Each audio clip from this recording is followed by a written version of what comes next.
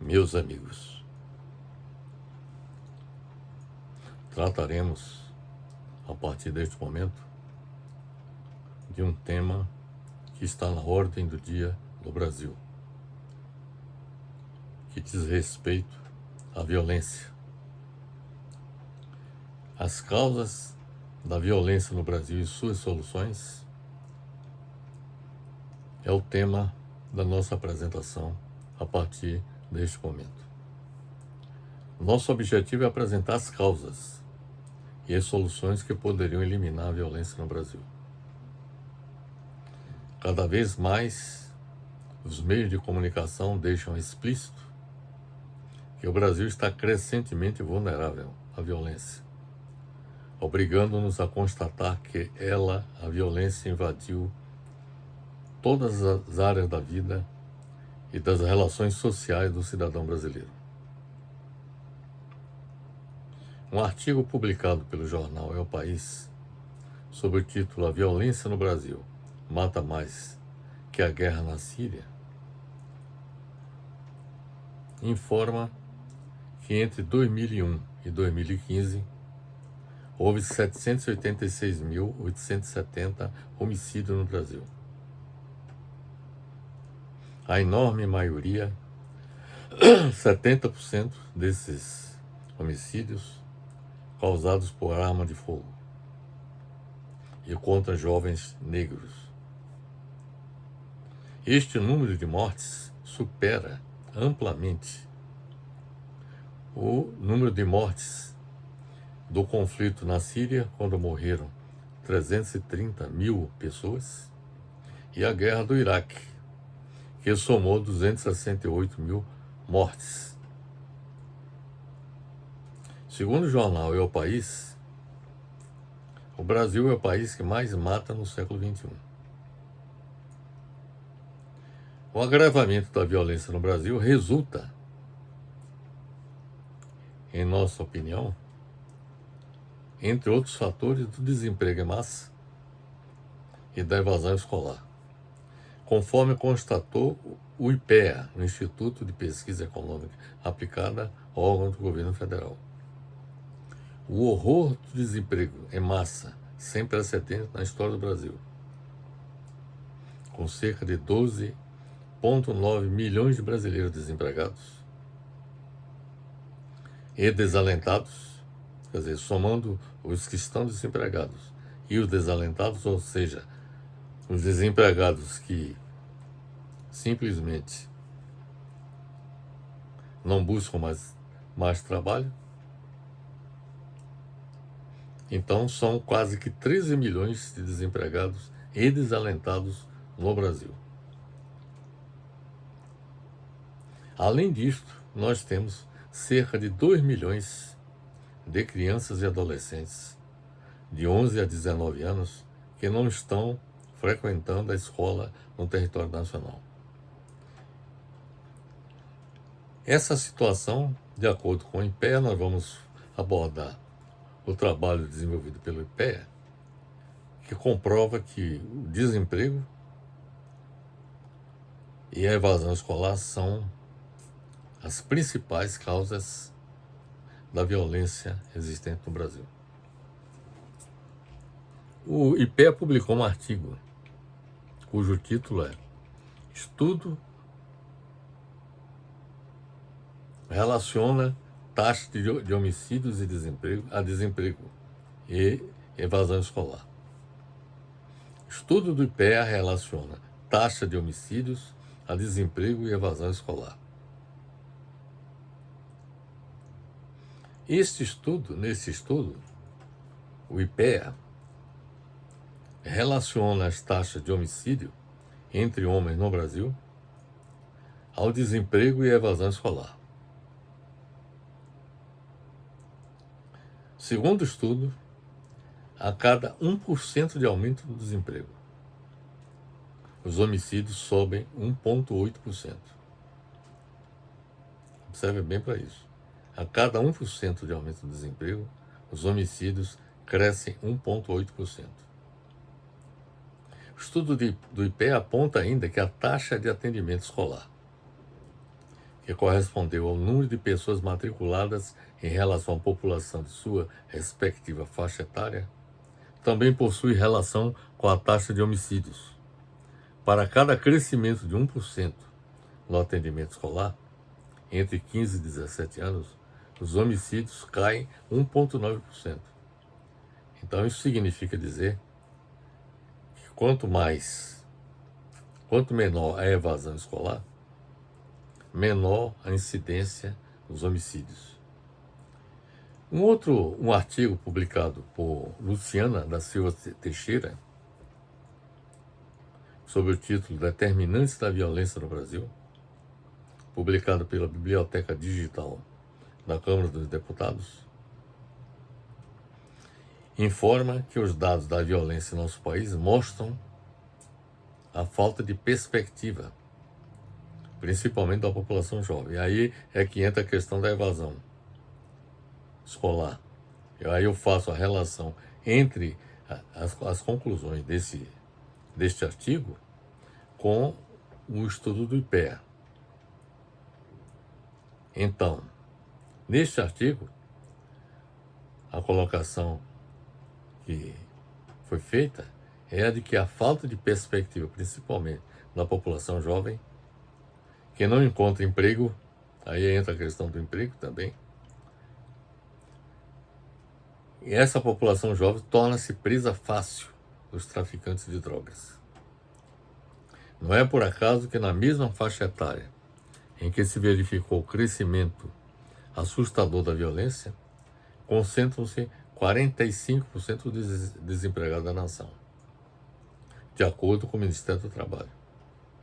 Esses dados, meus amigos, apontam mais uma vez para uma possível correlação entre desemprego e violência no Brasil. E mostra também uma possível correlação entre evasão escolar e violência no Brasil. Analisando um artigo que foi publicado no site do UOL, o título do artigo 4 dados mostram porque o Brasil é um dos países mais desiguais do mundo. Neste artigo, temos a informação de que a metade dos mais pobres do Brasil ganha 29 vezes menos do que os 10% mais ricos. Os 10% mais ricos no Brasil ganham quase 59% da renda nacional. Ou seja, 10% dos mais ricos no Brasil, da população de ricos no Brasil, é detentora praticamente de 60% da renda nacional. A metade mais pobre do Brasil, por sua vez, possui menos de 1% da riqueza do país. Ou seja, 50% da população brasileira só é detentora de 1% da riqueza do Brasil. E o 1% mais rico, aí, olhando só o 1% mais rico, possui quase metade da fortuna patrimonial brasileira. Ou seja, 1% é detentora de quase a metade da riqueza do país. Embora o Brasil esteja entre os 11 países com o PIB mais alto do mundo, é o segundo país mais desigual do mundo, com a segunda maior concentração de renda do planeta. E isso também explica as razões da violência existente no nosso país. O Brasil tem a segunda maior concentração de renda do mundo, segundo o relatório de desenvolvimento humano, RDH, da Organização das Nações Unidas, publicado em dezembro de 2019. O Brasil está atrás apenas do Catar, no Oriente Médio, quando analisado 1% mais rico. Pesquisa comparativa liderada por Thomas Piketty, economista francês, autor de O Capital no Século XXI, publicado em 2014, aponta que o Oriente Médio tem 61% da renda nas mãos de seus 10% mais ricos, seguido por Brasil e Índia, ambos com 55%. e a África subsaariana com 54%. Podemos afirmar que a existência do desemprego em massa, da elevada evasão escolar e das desigualdades sociais contribuem enormemente para que os números, os indicadores de violência no Brasil se tornem dos maiores do mundo. De acordo com o jornal O País, o Brasil é o país que mata mais em todo o mundo. A existência do desemprego em massa, da elevada evasão escolar e das desigualdades sociais, na nossa opinião, resultam da incapacitação do Estado brasileiro, provocada pelo modelo econômico neoliberal adotado por todos os governantes do país desde 1990,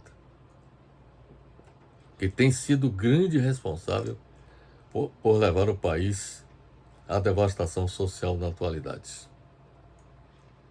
Acentuada desindustrialização do país. A indústria brasileira, por exemplo, na década de 1980,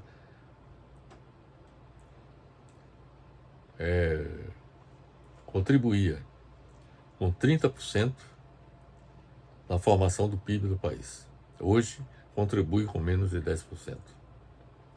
Então, o modelo econômico neoliberal adotado no país desde 1990 provocou a lenta devastação social, que se traduz no desemprego em massa, na elevada evasão escolar e desigualdades sociais. Provocou também a acentuada desindustrialização do país, crise fiscal da União, estados e dos municípios. Por exemplo, essa crise fiscal tem muito a ver com o modelo econômico adotado, o modelo neoliberal. E eu vou provar isso. Então, a crise fiscal da União dos Estados e Municípios, a elevação vertiginosa da dívida pública federal, e esse é o calcanhar de Aquiles da economia brasileira, e vou demonstrar isso para todos vocês. O desemprego em massa e excessiva concentração da renda, que demonstram a inviabilidade do modelo econômico neoliberal implantado no Brasil. É preciso observar que, com a implantação do modelo econômico neoliberal, houve a incapacitação do Estado brasileiro. Houve uma deliberada decisão de tornar o Estado brasileiro incapaz de investir em políticas sociais, isto desde 1990, com a sua transformação em Estado mínimo. Esta é a ideologia do modelo neoliberal, transformar o Estado no Estado mínimo.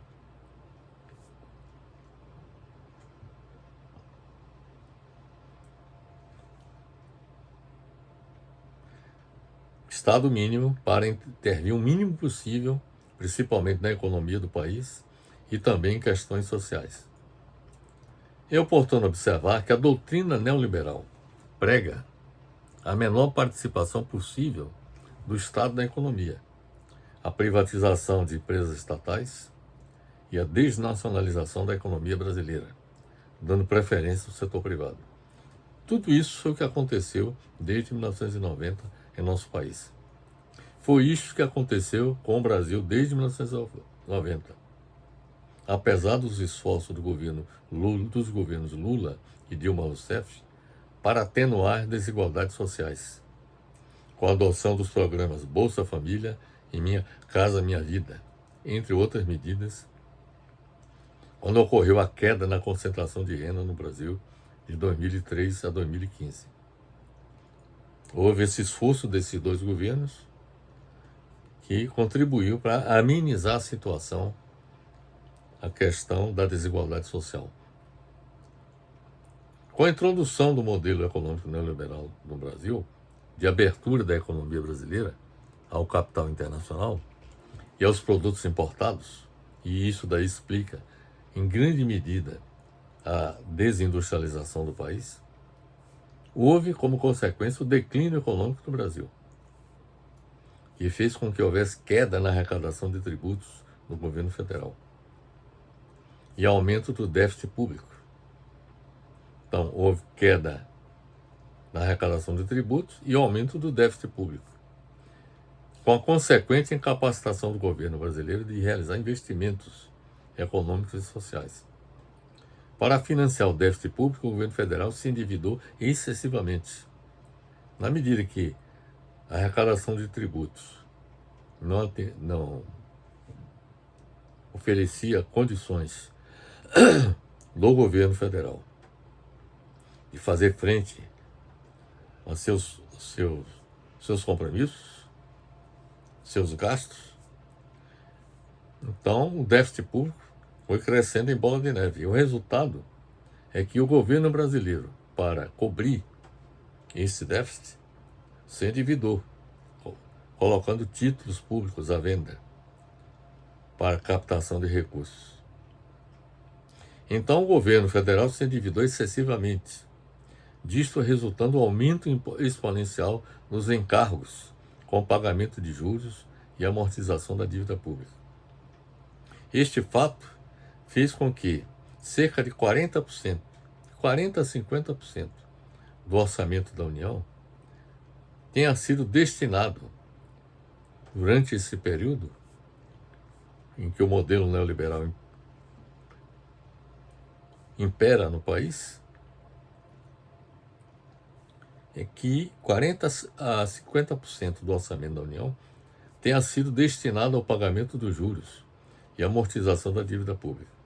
Como ocorreu, por exemplo, em 2019, quando o orçamento da União destinou 38,27% dos recursos do governo para pagamento dos juros e amortização da dívida pública, e destinou apenas 13,78% para gastos sociais. E observe que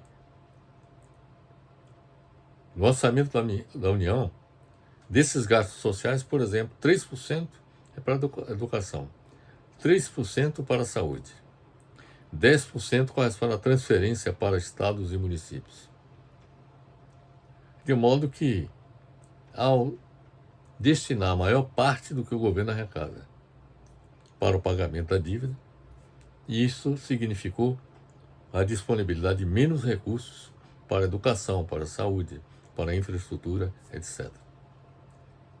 O golpe de misericórdia contra o Estado brasileiro, e esta foi uma medida deliberada pelos ideólogos do neoliberalismo no Brasil, o golpe de misericórdia contra o Estado brasileiro ocorreu com a imposição da política do teto de gastos governamentais, adotado pelo governo Michel Temer.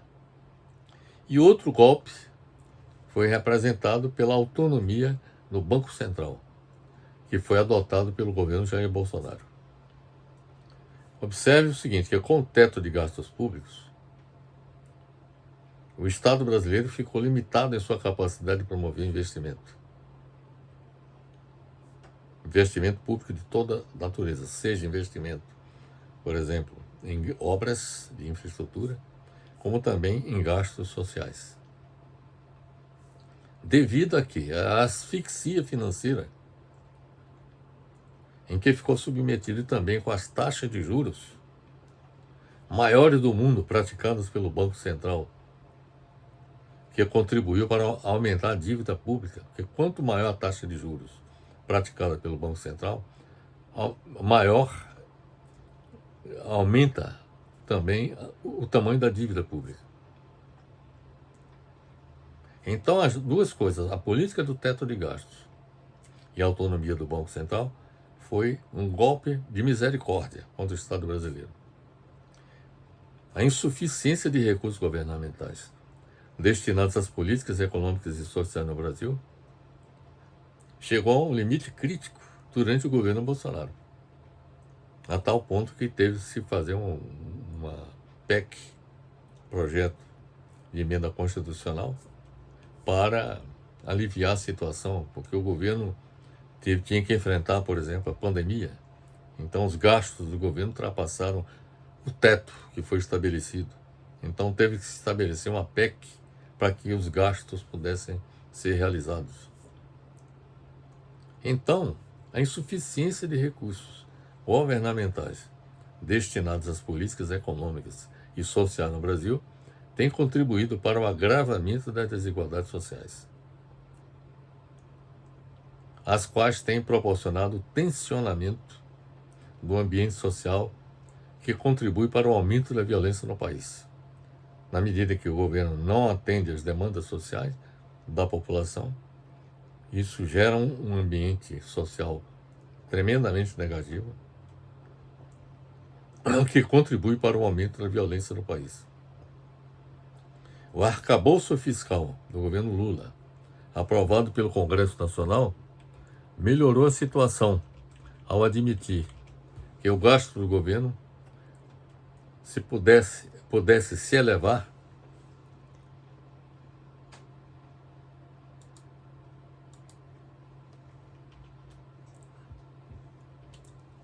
com o aumento da arrecadação de tributos.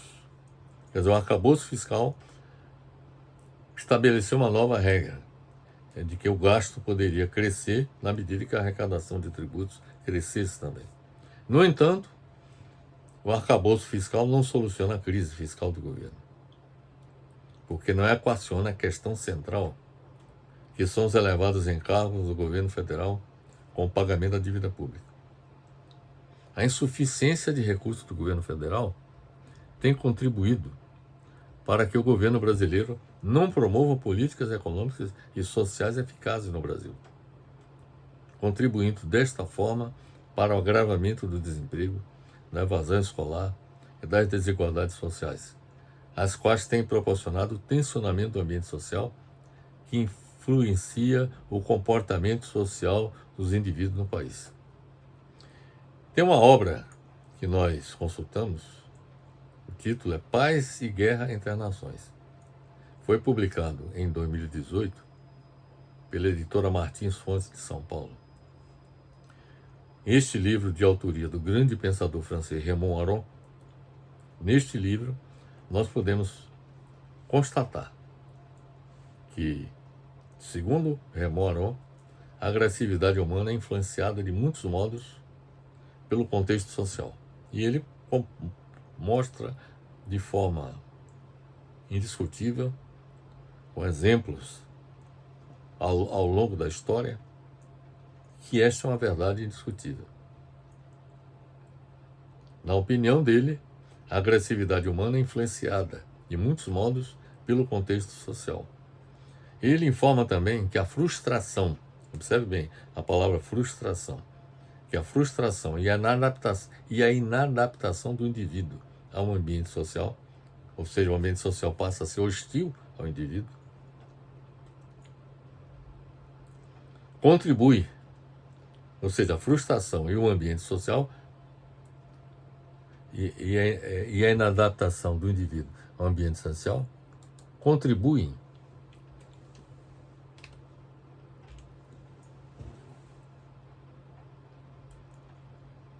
para que a reação agressiva se constitua no fato mais importante nas relações humanas. Aron é defensor da tese de que todos os indivíduos sentem frustrações desde a infância. Alguns mais, outros menos. Aron é defensor da tese que todos os indivíduos sentem frustrações desde a infância. A frustração é, antes de mais nada, a experiência de uma privação, isto é, um bem desejado e não alcançado, uma pressão sentida penosamente. Fica evidenciado, portanto, que o ambiente social, caracterizado pelo desemprego em massa, pela elevada evasão escolar, pela extrema desigualdade econômica e social e a incapacidade do Estado brasileiro de solucionar esses problemas, faz com que os indivíduos desassistidos pelo governo brasileiro na busca de sua sobrevivência ajam de forma violenta e colaborem também com o crime organizado. Para eliminar a violência no Brasil, é preciso fazer com que o ambiente social existente no Brasil deixe de atuar de forma maléfica, sobre as populações marginalizadas econômica e socialmente. Para que o ambiente social seja benéfico para as populações marginalizadas no Brasil, é preciso que seja adotado um novo modelo de sociedade. Precisamos mudar a sociedade para que esse ambiente social também seja modificado. Então, é preciso que seja adotado um novo modelo de sociedade, que possibilite a superação do desemprego, da evasão escolar, das desigualdades sociais e uma convivência civilizada entre todos os seus habitantes, que é o estado de bem-estar social nacional desenvolvimentista. Esta é a tese que eu defendo. Que no Brasil seja instituído o estado de bem-estar social nacional desenvolvimentista. Eu entendo que este modelo de sociedade tem que ser nacional desenvolvimentista, porque o Estado brasileiro assumiria o papel de indutor no desenvolvimento econômico e social, diferentemente do modelo econômico neoliberal, em que o governo brasileiro não exerce efetivamente esse papel. Isso foi transferido para o mercado. O mercado é que seria o indutor do desenvolvimento de acordo com o modelo neoliberal. A nossa tese é de que o Estado brasileiro assumiria o papel nacional desenvolvimentista ao atuar como indutor do desenvolvimento econômico e social. E a abertura econômica com o exterior, que no neoliberalismo é a abertura total da economia, seria seletiva. Quer dizer, teríamos que agir de forma seletiva nas trocas do comércio do Brasil com o exterior. E o novo modelo a ser adotado no Brasil seria também de bem-estar social, similar ao estado de bem-estar social existente nos países da Escandinávia, Suécia, Dinamarca, Noruega, Finlândia e Islândia, para reduzir as crescentes desigualdades sociais. É oportuno observar que em 2022, a revista The Economist declarou que os países escandinavos são provavelmente o mais bem governados do mundo. O relatório World Happiness Report 2022 mostra que as nações mais felizes do mundo estão concentradas no norte da Europa, ou seja, na Escandinávia, com a Noruega no topo da lista. Os países escandinavos possuem a mais alta classificação no PIB real per capita, a maior expectativa de vida saudável, a maior liberdade de fazer escolhas na vida e a maior generosidade. Não é por acaso que os países escandinavos, além de apresentarem grandes êxitos econômicos e sociais, são líderes no índice de desenvolvimento humano no mundo.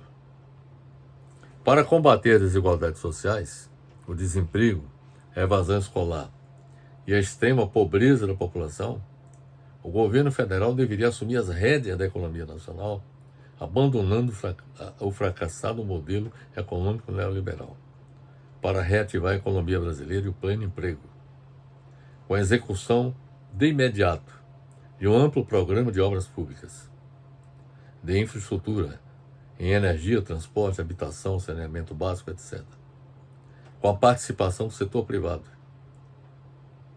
para combater o desemprego em massa atual, elevando o nível de emprego e a renda das famílias e das empresas, para, em consequência, promover a expansão do consumo das famílias e das empresas, resultantes, respectivamente, do aumento na massa salarial das famílias e da renda das empresas, com os investimentos em obras públicas, para fazer o Brasil voltar a crescer economicamente.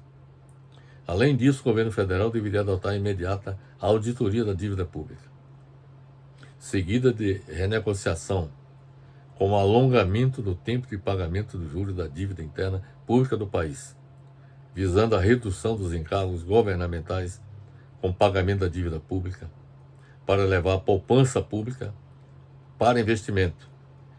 É importante haver sem poupança não é possível investir. E nós precisamos gerar poupança pública para investimento. Até porque a poupança privada, está comprovado que a poupança privada é insuficiente para promover o desenvolvimento do país.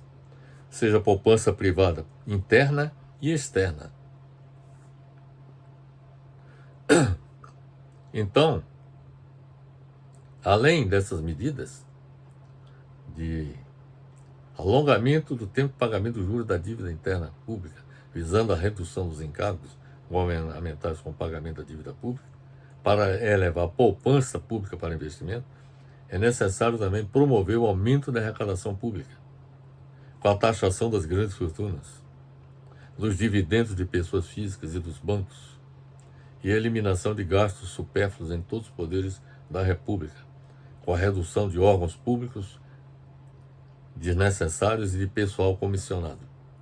Estas medidas contribuiriam para o governo federal dispor de recursos para reativar a economia e robustecer os programas sociais de combate às desigualdades sociais e à pobreza extrema e, consequentemente, à violência em nosso país. Para atenuar o desemprego, o governo federal deveria adicionalmente, além dessas medidas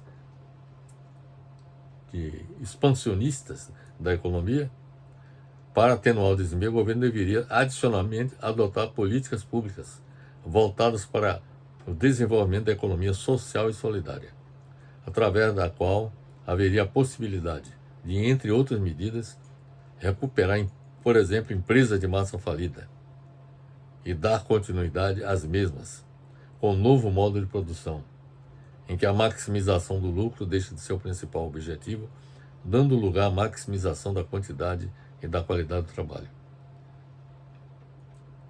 Na obra que nós consultamos, L'Économie sociale et solidaire, de Géraldine Lacroix e Romain Slittini,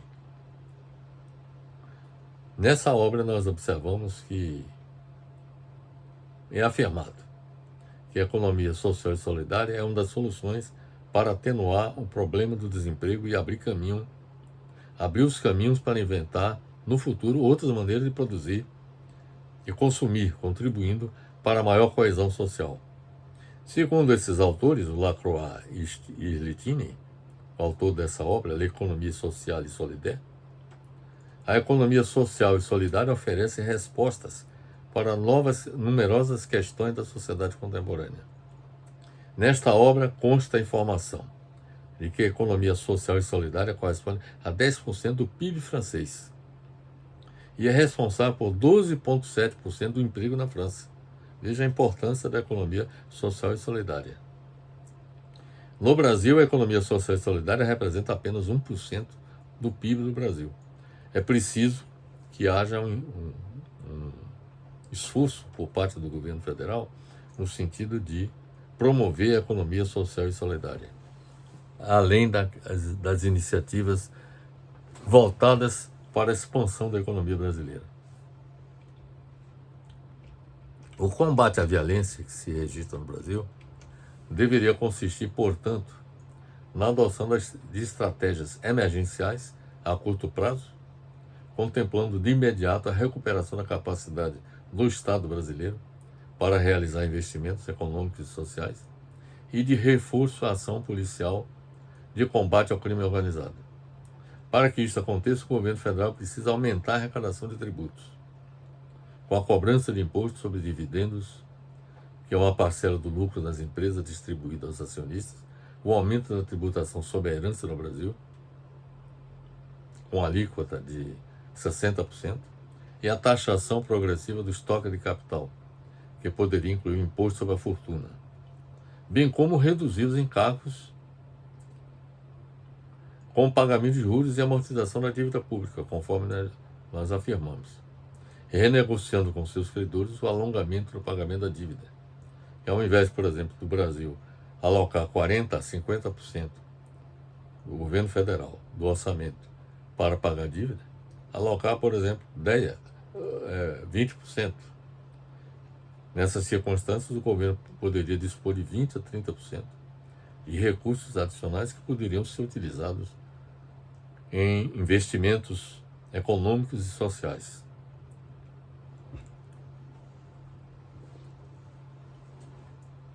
Só assim o governo federal disporá de recursos necessários ao desenvolvimento de políticas sociais capazes de reduzir o desemprego, a evasão escolar e as desigualdades econômicas e sociais. A adoção dessas estratégias são fundamentais para que o Estado brasileiro adote a curto, médio e longo prazo amplas medidas de justiça social e de educação que são as mais eficazes soluções para eliminar a violência no futuro do Brasil. A prática da justiça social com a adoção de políticas de bem-estar social contribuiria decisivamente para a redução da violência no Brasil. Não tenho dúvidas quanto a isso. Uma prova disso é que os países onde os índices de criminalidade são os mais baixos do mundo são exatamente os países da Escandinávia, porque lá existem políticas econômicas e sociais centradas na obtenção do bem-estar social de toda a população. Então, repito, a prática da justiça social com a adoção de políticas de bem-estar social contribuiria decisivamente para a redução da violência no Brasil, para fazer com que os seres humanos não pratiquem a violência, tenham um comportamento construtivo e sejam capazes de mudar o mundo ao seu redor. É preciso também educá-los. Justiça social e educação são as armas mais eficazes para combater a violência no Brasil. Portanto, meus amigos, nós podemos concluir, pelo que nós apresentamos, que a violência no Brasil poderá ser eliminada adotando as medidas que vamos descrever. Primeiro, reforçar imediatamente a ação policial para combater o crime organizado e restringir o uso de armas de fogo pela população. Segundo, oferecer todo o suporte necessário para as vítimas de violência. Terceiro, aumentar a arrecadação de tributos, com a cobrança de imposto sobre dividendos, a tributação sobre herança no Brasil e a taxação progressiva de capital, que poderia incluir um imposto sobre a fortuna. Quarto, realizar a auditoria da dívida pública, seguida da renegociação desta dívida com alongamento do tempo de pagamento dos juros da dívida interna pública, visando a redução dos encargos governamentais com o pagamento da dívida pública para levar a poupança pública para investimento. A quinta ação consistiria em substituir o modelo econômico neoliberal pelo modelo econômico de bem-estar social nacional desenvolvimentista, de abertura seletiva da economia brasileira. A sexta ação consistiria em adotar a curto e médio e longo prazo, amplas medidas de justiça social e de educação, que são as mais eficazes soluções para eliminar a violência no futuro no Brasil. A sétima ação consistiria em implantar o estado de bem-estar social para atender às necessidades econômicas e sociais de toda a sociedade, em especial das populações pobres. A oitava iniciativa consistiria em criar um ambiente social no Brasil não coercitivo, para tornar os indivíduos sociáveis, que não sintam frustração desde a infância, não sofram experiência de privação de um bem desejado e não alcançado e não sofram opressão. A nona iniciativa consistiria em promover assistência social governamental às famílias, no sentido de fazer com que seus filhos sejam sociáveis desde a infância e a juventude. A décima iniciativa consiste em promover uma revolução no sistema de educação no Brasil, realizando um maciço investimento, principalmente na formação de professores, em material de apoio e na melhoria da estrutura e funcionamento das instituições de ensino. A 11ª iniciativa consistiria em realizar amplo programa de obras públicas de infraestrutura, de energia, transporte, habitação, saneamento básico, com a participação do setor privado para combater o desemprego em massa atual. A 12ª iniciativa consistiria em eliminar gastos supérfluos em todos os poderes da República, com a redução de órgãos públicos e de pessoal comissionado. A 13ª iniciativa consistiria em atenuar o desemprego, com o desenvolvimento da economia social e solidária. A 14ª Terceira iniciativa consistiria em combater a pobreza com a execução de programas de transferência de renda, como, por exemplo, Bolsa Família, e de habitação popular, como Minha Casa Minha Vida, com a infraestrutura necessária para as populações necessitadas. A 14ª iniciativa consistiria em fazer com que os despossuídos de propriedade privada passem a tê-la com programas de habitação, com a infraestrutura necessária, com a realização pelo governo de investimentos em habitação popular e a oferta de financiamento habitacional de longo prazo para a população como um todo. E, finalmente, superar a ignorância humana através do trabalho ingente da educação, visando transformar as trevas em luz, o vício em virtude, a loucura em bom senso, a fraqueza em vigor, com a execução de programas educacionais eficazes em todos os níveis de ensino no país. Então, estas são, portanto, meus amigos, as medidas necessárias para eliminar a violência no Brasil. Não basta a ação policial, que geralmente são as primeiras iniciativas que são adotadas quando a violência recrudesce no Brasil. É preciso ação policial, concordo, mas é preciso também que as medidas que nós apresentamos, elas sejam implementadas para fazer frente à violência. Temos que pensar fora da caixa, como se diz. Pensar dentro da caixa é pensar que a violência só pode ser combatida com a repressão policial. Nada disso. Temos que pensar fora da caixa. Então, além da repressão policial, que tem que ser adotada para enfrentar o crime que está aí presente, o crime organizado, mas é necessário que outras iniciativas, do ponto de vista político, econômico e social, seja implementada para que a violência possa ser superada em nosso país. Portanto, meus amigos, é isso que eu tinha a dizer a respeito das causas da violência no Brasil. Está bastante claro que a violência tem muito a ver com desemprego, a evasão escolar, que faz com que jovens de 11 a 19 anos, inclusive, não trabalhem, não estudem, não trabalhem. E isso cria as condições para que esses jovens sejam absorvidos pelo crime organizado. De modo que, para superar a violência no país, é preciso que haja uma ação concreta de governo.